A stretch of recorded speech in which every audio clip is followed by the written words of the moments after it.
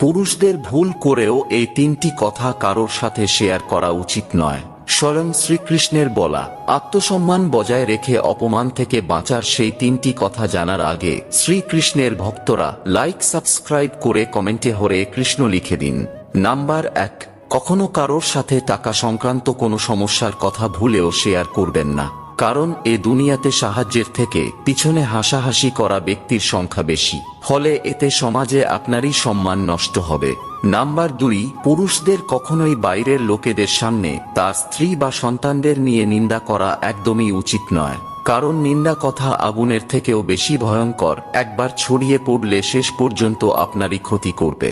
Number 3, আপনি যদি জীবনে কোনো কারণে কোনো অপমানের সম্মুখীন হন তাহলে তা গোপন রাখতে শিখুন, কারণ বন্ধু ভেবে আপনি যার সাথে এই কথা শেয়ার করছেন পরে শত্রু হয়ে সে এটাই আপনার বিরুদ্ধে ব্যবহার করতে পারে।